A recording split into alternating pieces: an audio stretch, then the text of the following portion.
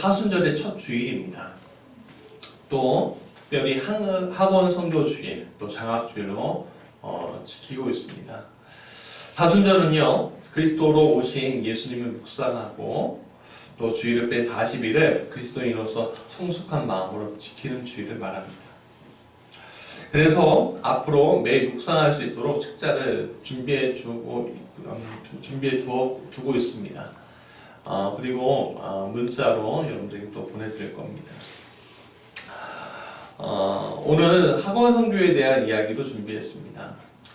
학원 선교라 함은 교회 학교를 이야기하는 것이 아니라 유치원부터 대학교를 위해 우리가 기도하고 또 선교하자라는 의미를 가지고 있습니다. 특별히 감리교회는 선교 초기에 학교들을 굉장히 많이 세웠습니다. 국사책에도 굉장히 많이 나와 있는 배제학당, 또 이화학당, 한영서원, 연희전문대, 초기에 세워진 감리교 계통의 학교들입니다. 이러한 학교들은요, 나중에 우리나라 교육의 산실, 독립의 산실이 되고, 또 이 나라가 건국되고, 이 나라가 세워지는데 큰 역할을 하게 됩니다. 또한 학교에서부터 배운 이런 신앙교육은요, 3.1운동, 독립운동, 또 민주화와 산업화에 굉장히 중요한 과정 가운데 설계되어 있고요. 이러한 일련의 일들은요, 기독교가, 이 개신교가 불과 150년 만에 이 땅에 완전히 뿌리내리는 역할을 하게 되는 귀중한 계기를 마련해주고 있습니다. 저도 그 중에 하나입니다. 저는요, 한영서원의 전신인, 후신인 인천의 송도고등학교 출신입니다. 원래 이 송도고등학교가 고려 개성이 송도라고 불렸잖아요. 그 송도인데 이제 인천의 송도로 이사를 갔죠. 하여간 송도고등학교 출신입니다. 고1 때 저는요, 고등학교 신앙부에 들어갔습니다. 그리고 그 신앙부에 회장이 되었고요. 그때서야 하나님을 제대로 믿게 되는 계기가 되었습니다. 그때 만난 친구들은 오늘 만나서 서로 신앙적인 친교도 하고 있습니다. 저는 그때부터 놓치지 아니하는 소망이 하나 있습니다. 바로 이 학원 선교에 대한 소망입니다. 우리나라 200만 명 중에 200만 명의 그 청소년들이 있다고 하는데 7.6%는 몇 명이죠? 한 4, 5만 되나요? 이 4, 5만 정도 되는 신앙을 많은 청소년들이 가지고 있다는 통계가 있답니다. 그만큼 청소년들의 마음속에 교회, 특히 기독교 신앙이 가지는 위치가 점차 줄어들고 있음을 우리가 볼 수 있습니다. 근데 그 사이에 청소년들이 계속적으로 세상 속에서 굉장히 잘못된 가치관 속에 놓이고 또 가정은 그로 인해서 고통을 받는 그 악순환들이 계속 되어가고 있는 것을 우리가 보고 있습니다. 이러한 고통의 악순환 중에 원인 중에 하나가 바로 교회 교육, 또 교회의 책임을 빠뜨릴 수 없다는 현실이 참 안타깝습니다. 교회가 사회에 대해 말할 수 있는 것은요, 굉장히 도덕적 위치가 높은 상태에서 이야기하는 거잖아요. 근데 오늘 한국교회는요, 외형만을 위해서 커가는 바람에 이러한 도덕적인 지위를 스스로 놓쳐버리는 결과를 가지고 오게 되었습니다. 이러한 도덕적 실패 속에서 교회는 더 이상 이 청소년들이 의지할 만한 곳이 아닌 외면해도 되는 곳으로 이식되어 버린 것이 저는 굉장히 마음이 아픕니다. 여러분들의 청소년 시절은 어떠하셨습니까? 여러분들의 청소년 시절 때 하나님을 믿으셨습니까? 아니면 언제 믿으셨습니까? 여러분들의 청소년 시절 때 교회는 여러분들의 믿음의 보루였습니까? 아니면 외면해도 되는 곳이었습니까? 청소년들에게 있어서 교회가 그들의 마지막 의지할 수 있는 보루가 되어야 하는데 교회는 외부의 청소년들에게 의지할 수 있는 곳이 아닌 늘 말 잘 듣는 아이들의 집합소가 되어서 정작 그냥 외롭고 방황하고 힘든 영혼을 가지고 있는 아이들에게는 이게 다가갈 수 없는 곳이 되어버리고 말았습니다. 또 일부 청소년 사역자들이 일으키는 일타행위들은요, 그 영혼까지 굉장히 상처를 내버리는 곳으로 교회를 변질시키는 것도 우리가 미디어상에서 또 우리의 주변에서 보게 됩니다. 참 안타깝죠. 마음이 아픕니다. 지난주에 우리 아이들이 유관순 영화를 보러 갔잖아요. 그리고 그 밑에 건물에서 아래층에 있는 놀러장에서 아이들이 막 놀았는데, 제가 애들 다 끝나고 우리 딸내미 픽업하기 위해서 갔을 때, 그때 한 여자아이한테 만났어요. 우리 교회 안 다니는 그 아이에게 이렇게 얘기했습니다. 너 교회 다니니? 이렇게 물어봤어요. 그랬더니 그 아이가 저 교회 싫어하는데요? 그러는 거예요. 굉장히 단번에 얘기했고 당황스러웠습니다. 그래서 왜 싫어하니? 부모님이 교회를 안 다니셔서 싫어하니? 그렇게 얘기했습니다. 왜냐면 부모의 영향 때문에 교회를 싫어하는 경우들이 많잖아요. 그렇죠? 그랬더니 아니요, 내가 싫어서 안 가는 거예요. 그러는 거예요. 무슨 일인지 몰라도 교회가 그 아이에게 큰 상처를 주었구나라는 생각이 좀 마음이 아팠습니다. 그 일들이 자라면서 더 이상 교회를 다니지 않는 것으로 변하면 안 될 텐데 라는 마음이 생기더라고요. 네, 그 순간에 마음속으로 기도하기 시작하게 되었습니다. 하나님, 저 친구가, 저 아이가 언젠가는 하나님을 더 알아가는, 하나님 정말 만나는, 교회를 다시 찾아가는 아이가 되게 해달라고 그렇게 기도하게 되었습니다. 물론 이 어린 심성에서 나오는 그 여러 가지 복합적인 원인들이 있을 것이죠. 그럼 뭐 어린 아이만 그러겠습니까? 우리 성인들도 마찬가지인데, 뭐 시험 당하는 이들이 얼마나 많은데요. 교회 또한 그런 심성들을 다 완전히 받아줄 수 있는 어떤 한계점들이 있어요, 솔직히. 네. 제가 좀 부끄러운 고백이지만 이런 기도도 합니다. 주님, 제가 감당할 수 있는 교인들만 좀 들어오게 해주세요. 지금은. 이게 무슨 말인지 아세요? 어떤 분 잘못 들어오면요, 마음을 강하게 상처 입은 분들 오면요, 어떻게 도저히 이길 수가 없는 경우들이 많아요. 참 저도 부끄럽죠. 왜냐면 우리 교회가 연약하니까, 그 정도까지 이렇게 성숙하지 않았으니까 못 받아들인다는 거에 대해서. 물론 그런 분들이 온 적은 없습니다만. 그렇지만 노력할 겁니다. 또 우리 교회가 노력해야 되겠죠. 왜냐하면 그런 심성들을 구원하기 위해서 주님이 오신 거잖아요. 그렇죠? 특별히 우리 어린아이들, 또 청소년들 위해서 우리가 그런 성교적 노력들을 해야 할 줄 믿습니다. 그러기 위해서 오늘 우리가 가져야 할 마음이 뭐지?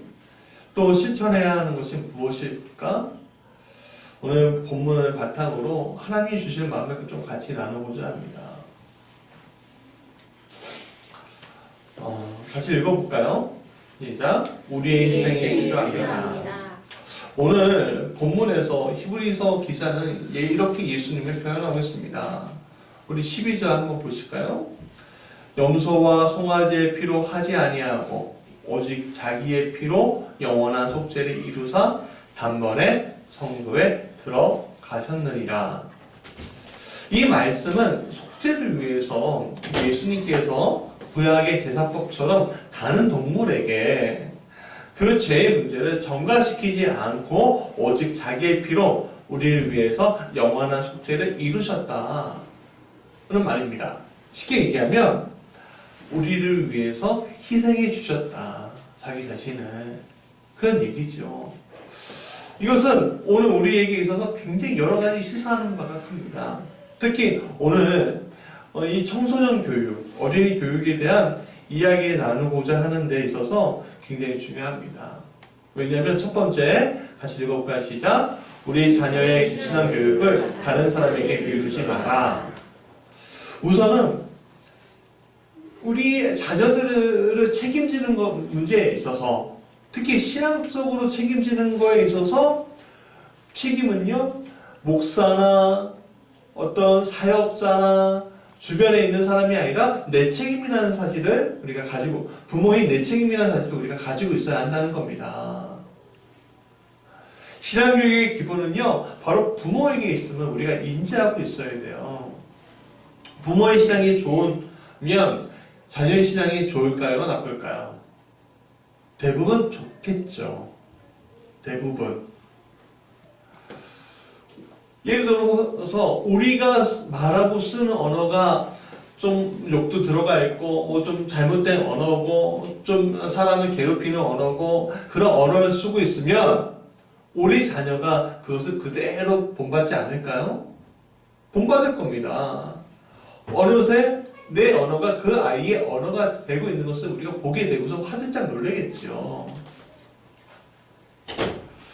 마찬가지입니다. 그렇게 대물림하듯이 우리의 신앙이 올바르게 서 있으면 자녀들도 그 신앙에 따라서 성장하게 된다는 것입니다. 그러니까 자녀의 신앙이 좋으면 부모의 신앙도 좋게 되는 건가요? 아니면 부모의 신앙이 좋아야 자녀의 신앙도 좋게 되는 건가요? 부모의 신앙이 좋아야 이제 자녀의 신앙이 좋겠죠. 먼저는. 그 다음에 이 아이가, 내 자녀가 성숙하고 성숙해야 했고 나에게도 영향을 미치겠죠. 우선은. 그 다음에는. 그러면 여러분들에게 묻겠습니다. 그러면 내 신앙은 내 자녀에게 물려줄 수 있는 신앙인가? 디모데후서 1장 5절의 이야기, 굉장히 유명한 이야기죠. 읽어볼까요? 이는 내 속에 거짓이 없는 믿음이 있음을 생각합니다. 이 믿음은 먼저 내 외조모 로이스와 내 어머니 유니게 속에 있더니 내 속에도 있는 줄을 확신하노라. 바울은 이렇게 얘기합니다. 이게 무슨 말인가요?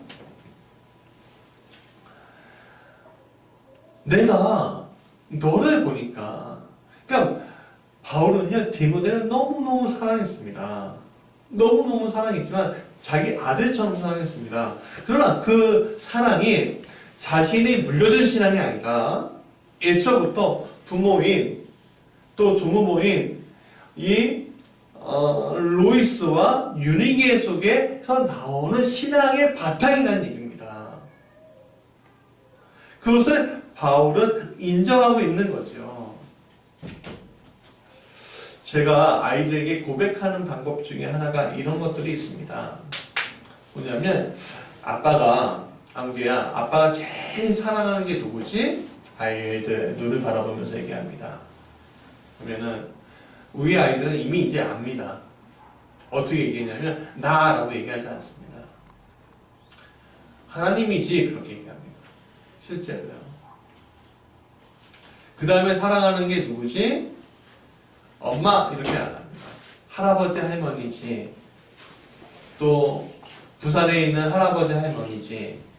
그건 그 다음에 사랑하는 건 누구지? 비로소 나? 아니 엄마지. 그러면 사랑하는 게 누구지? 그럼 아이들일까요? 아니요. 삼촌하고 이모 얘기합니다. 그리고 차근차근 얘기해요. 그 다음에 찬이지, 레지, 산이지, 강이지. 이렇게 저는 얘기합니다. 또 실제로 아이들이 그렇게 계속 들었기 때문에 이 아이들은요 그렇게 대답을 할 겁니다. 물론 어쩌면 제 마음 깊은 곳에 아내나 부모, 동생보다 하나님보다 더 사랑하는 곳은 자녀들일 겁니다. 그거는요 제가요 그냥 고백할 수 있어요. 제 마음 깊은 곳은 아이들이에요. 왜냐하면 그 아이들을 위해서 제 목숨도 내놓을 준비가, 제 모든 것을 다 내놓을 준비가 되어 있기 때문에 그렇습니다. 그러나 저는 그렇게 표현하지 않습니다. 제 목숨을 내놓고 더 많은 것을 희생한다고 해도 하나님보다 우리 아이들 더 사랑한다고 우리 아이들한테는 얘기하지 않습니다. 왜냐하면 하나님보다 내가 우리 아이들을 더 사랑하지 않기 때문에 그렇습니다. 하나님 우리 아이들을 더 사랑하죠. 나는 한계가 있는 사람이잖아요. 그렇게 교육하기 때문에 우리 아이들의 가슴 속에는 이미 하나님이라는 존재가 박혀 있으면 저는 믿습니다. 물론 그 아이들이 지금은 성숙하는 단계이기 때문에 그 아이들이 하나님을 내가 만났어요 그렇게 고백하는, 내가 하나님을 너무너무 사랑해요 그렇게 고백하는 그런 과정들을 지금 겪고 있는 형편이기 때문에 아직은 우리가 이 아이가 정말 내가 하나님 예수님은 내 구원의 주님입니다 이렇게 고백하는 못할 수도 있지만, 그러나 그 마음 가운데 하나님에 대한 사랑은 있다고 저는 믿습니다. 부모들도 이 사회를 살아가는 것이 너무 힘들고 바쁠 겁니다. 그러나 바쁘다고 해서 모든 것을 우리가 돈으로 아니면 다른 사람에게 부탁한다고 다 해결되는 것은 아니겠죠. 더욱이 신앙도 마찬가지입니다. 우리가 자녀들을 하나님 대하듯 더욱 믿음에 대해서 조심하지 않으면 결국 아이들에게 올바른 신앙을 줄 수가 없습니다. 예전에 제가 고민하고 염려하고 있을 때였습니다. 어떻게 하지? 근데 그때 큰아이가 7살인가요? 9살 정도 되었을 때 이렇게 얘기합니다. 아니 기도하면 되는데 왜 그래요? 그렇게 얘기하는 거예요. 지금은 안 그런 것 같은데 그렇게 얘기하는 거예요.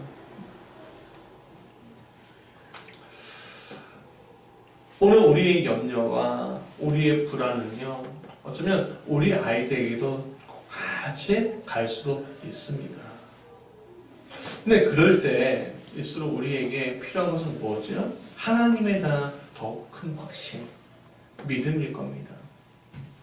우리가 위기에 빠졌을 때 우리가 사람들을 쫓아다니고 또 어떤 물질적인 것을 쫓아다니고 아니면 또 비신앙적인 것을 쫓아다니는 모습들을 우리 아이들에게 보여주면 우리 아이들은 똑같이 그렇게 할 겁니다.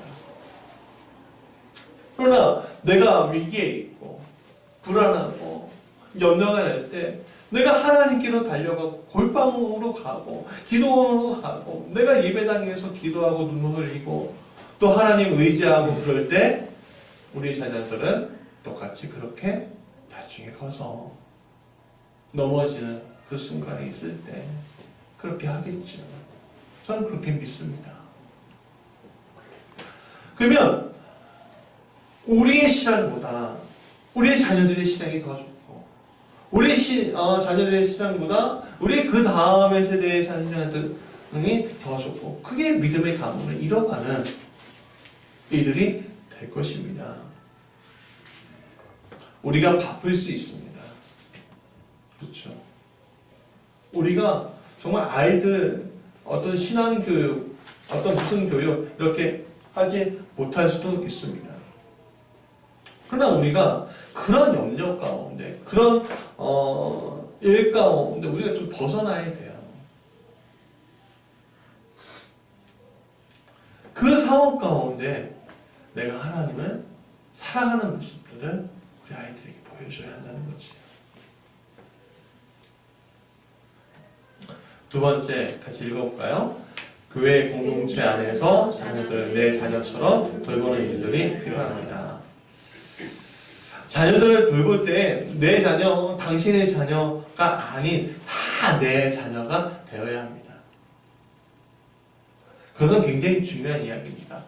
물론 사는 형편이나 또한 살아온 가치관이나 상황들은 다 다르죠. 그러나 내가 내 자녀를 사랑하든 다른 이들이 자녀를 사랑한다면 우리 자녀들이 그 영향을 받아서 올바르게 성장할 것이라는 믿음이 우리에게 있어야 합니다. 부모는 분명히 한계가 있습니다. 우리가 위인전을 읽잖아요. 애들 이 위인전을 읽혀요. 뭐 이순신 장군, 세종대왕, 그리고 인이예시, 하여간 그런 모든 것들을 가지고 있는 사람들은 막 찾아서 읽어요. 그러면 이렇게 얘기합니다. 이 사람한테 이걸 공부하셔야 되고 저 사람한테 저걸 공부하셔야 되고 그리고 누구를 제일 존경합니다. 이렇게 아이들에게 교육을 시키죠. 그리고 그렇게 여김을 받게 합니다. 왜 그 위인전을 읽게 하죠? 오는 상황 속에서 내가 이 아이들에게 존경받을 수 있는 어떤 사회적 위치 아니면 어떤 상황적 위치 그런 것들이 우리에게 한계가 있기 때문에 그런 거 아니겠습니까? 또 가끔은요 사춘기를 지나고 있는 아이들한테 우리는요 참 매력 없는 존재로 낙인찍힐 수도 있습니다. 그래서 아이들은요 자신에게 더 매력적인 존재들을 찾아 나서는 경우들이 많이 있어요. 그런데 그런 매력적인 존재들이 다 아이들에게 좋은 영향을 끼치면 좋겠는데 그렇지 않은 경우들이 많이 있습니다. 그런데 아이들이 찾는 것이 공동체 안에 있는 우리가 되어야 할 줄 믿습니다. 그래야 아이들의 신앙의 성숙을 위한 계기가 올 때, 하나님을 바로 만나야 하는 시기가 올 때, 그들은요, 하나님을 만날 수 있고 붙을 수 있는 겁니다. 우리가 억지로 하나님 믿으라고 한다고 해서 우리 아이들, 특히 우리도 믿을 수 있습니까? 아니잖아요. 제가 여러분들에게 아멘을 강요하지 않잖아요. 왜 그런지 아십니까? 아멘 한다고 했고 그 마음속에서 진짜로 아멘이 돼야 되는데 그렇지 않은 경우들이 굉장히 대부분이기 때문에 그렇습니다. 그래서 제가 고백하고 제가 말씀 나누고 그럴 때 여러분들 스스로 그래 맞아 아멘 그렇게 나오기를 제가 바라고 있는 거예요. 우리 아이들한테도 마찬가지입니다. 이 아이들이 지금 저 5학년, 중학교 1학년 이 어린아이들 있잖아요. 이 아이들이 지금은 교회가 좋고 교회 사람들이 좋고 예배가 좋고 찬양도 좋고 밴드 하는 것도 좋고 뭐 하는 것도 좋아서 교회에 오지만 우리도 알잖아요. 그것들이 참 매력이 없어 보일 때가 온다는 것은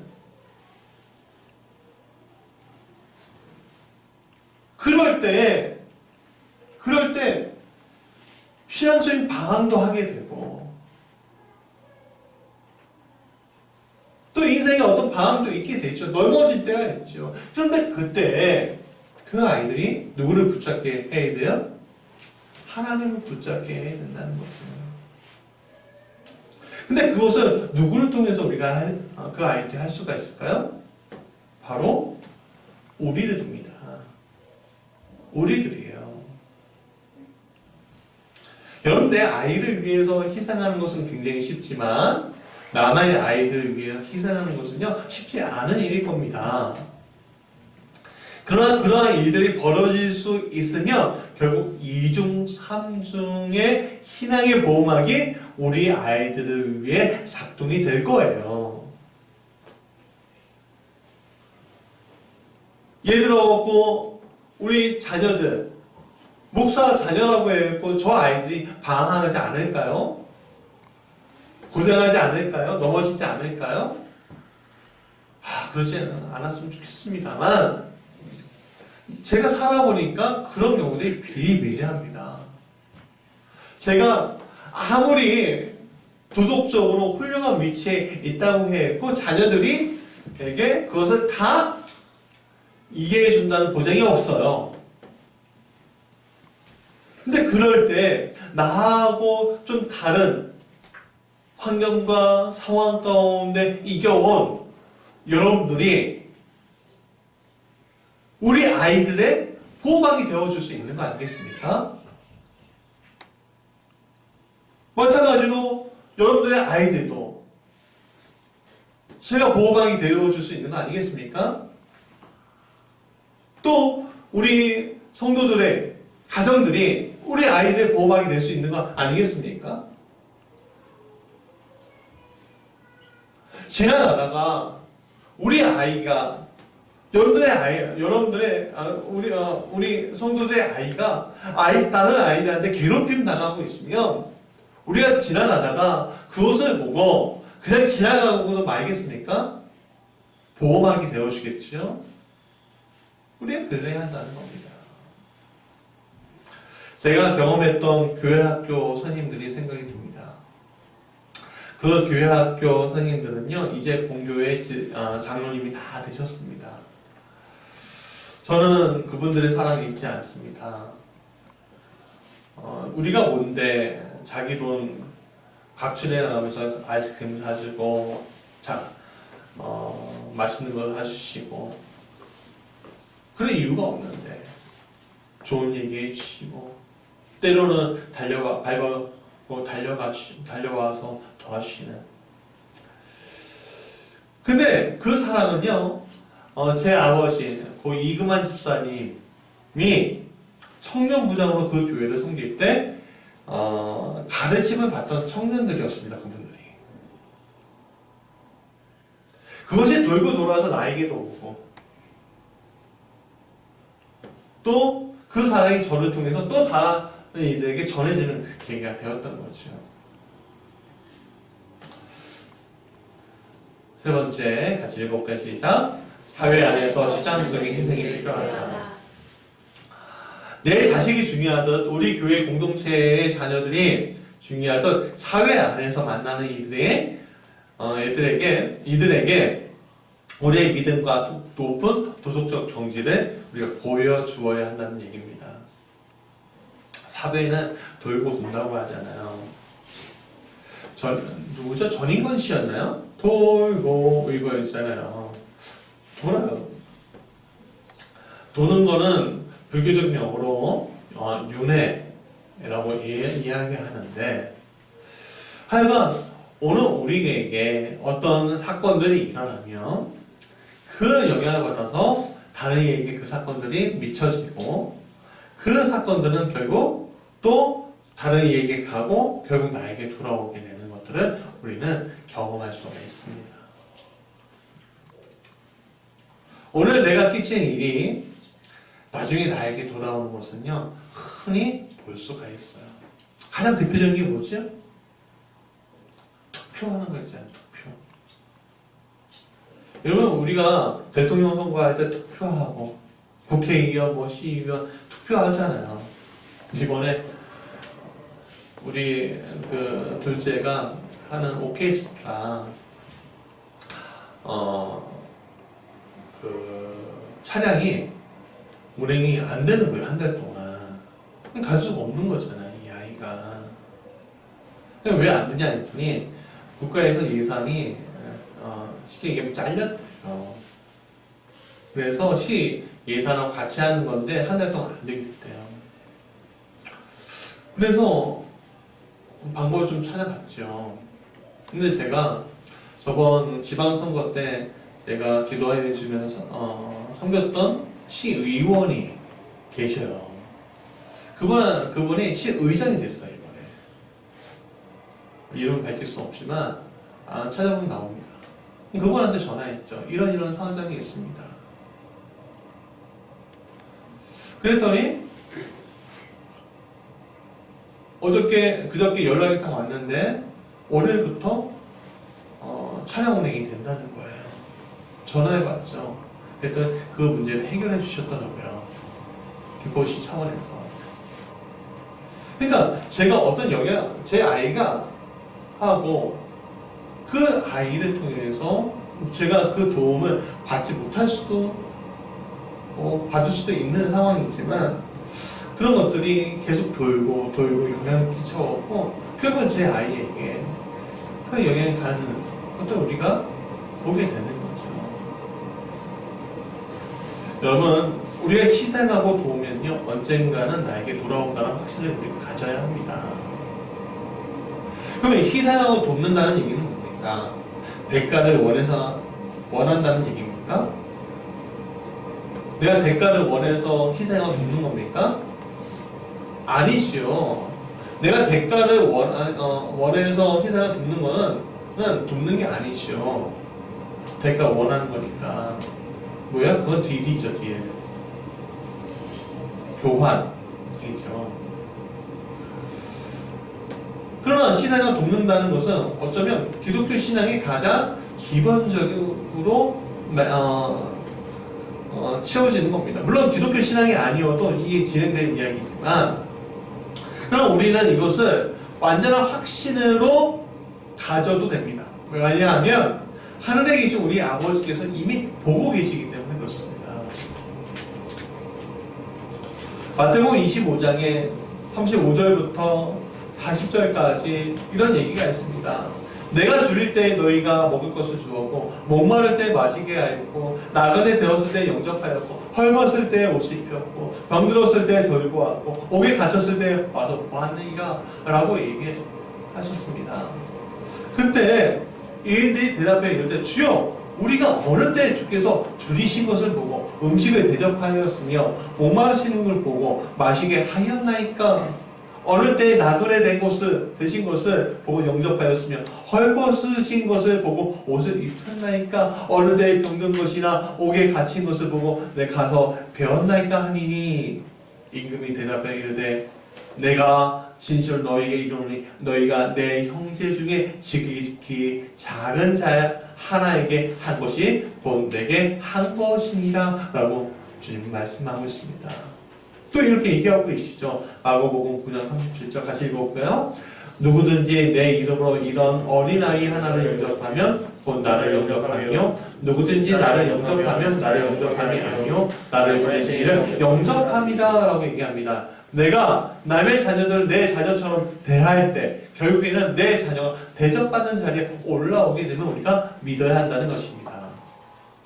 오늘 우리가 희생하는 것은 결국 헛된 것이 아님을 믿어야 합니다. 그 믿음이 오늘 우리와 우리 자녀를 승리하게 할 것입니다. 자, 말씀의 결론이에요. 본문 우리 14절 한번 읽어보겠습니다. 같이 읽어볼까요? 시작. 하물며 영원하신 성령으로 말미암아 흠없는 자기를 하나님께 드린 그리스도의 피가 어찌 너희 양심을 죽은 행실에서 깨끗하게 하고 살아계신 하나님을 섬기게 하지 못하겠느냐? 오늘 우리에게 미친 그리스도의 피는요 우리 자녀뿐만 아니라 공동체와 사회에 속한 모든 이들과 또 자녀들에게 미치게 되어 있음을 우리가 믿어야 한다는 겁니다. 오늘 우리가 교회 학교에서 또 학원에서 사회에서 많은 청년들을 제대로 섬길 때 오늘 우리에게 똑같은 축복이 임하게 될 것을 우리가 믿어야 합니다. 때로는 우리의 의도처럼 되지 않을 때가 있어요. 우리가 인정할 줄 알아야죠. 그럴 때 우리 하나님이 참 원망스럽게 느껴질 때가 옵니다. 근데 그럴 때일수록 더욱 하나님을 믿는 자리에 우리가 서서 있을 때 우리 자녀가 또 우리 공동체의 자녀가 사회 속에서 만난 그 사람들의 자녀들이 우리를 보고 하나님의 깊은 경륜 속으로 같이 들어가는 이들을 우리가 체험할 수가 있게 되는 것입니다. 오늘 우리는 우리의 자녀, 공동체의 자녀, 사회의 자녀들이 있는 함원선교에 그래서 더욱 가야 합니다. 우리가 조금 희생하고 더 섬기려 할 때 오늘 우리의 자녀들이 더 올바른 세상에서 즉 그리스도의 피가 우리의 양심을 죽은 행실에서 깨끗하게 하고 살아계신 하나님을 섬기는 자리에 있는 세상에 그들이 설 수 있게끔 하나님이 이끄실 겁니다. 다시 한번요. 그리스도의 피가 우리의 양심을 죽은 행실에서 깨끗하게 하시고 살아계신 하나님을 섬기는 자리가 있는 세상에 저와 우리 아이들, 우리의 자녀들, 우리 공동체의 자녀들, 우리 세상에 있는 모든 자녀들을 서게 할 것입니다. 그래서 우리의 자녀들을 위한 노력을 우리가 포기하지 말아야 하는 것입니다. 내 자녀가 잘 되려면 내 공동체의 자녀가 잘 돼야 하고, 내 자녀와 내 공동체의 자녀가 잘 되려고 하면 사회에서 있는 자녀들이 잘 돼야 하는 것입니다. 그러면 사회에서의 자녀들이 잘 되는 곳은 어디입니까? 바로 학원이죠. 우리 교회가 아직은 무슨 학원 선교를 꿈꿀 처지가 아닌 것처럼 보여집니다. 그래서 저는 소망합니다. 저는 올해부터 찬이가 중학생이 되고 또 친구들을 이제 많이 만나게 되고 그러는데 이제 중학교, 고등학교 선교를 이제 시작할 겁니다. 그 아이들 만나는 아이들이 다 선하고 뭐 아름답고 또 말도 이쁘게 하고 그런 아이들이 다 오면 좋겠지만 대부분 그렇지 않을 겁니다. 그럴 때 우리 사랑하는 성도님들이 다 감싸주시고 사랑해주시고 또 섬겨주시고 도와주시기 간절히 원합니다. 그래 우리 자녀들이 다 잘 될 거 아닙니까? 우리 찬양하겠습니다.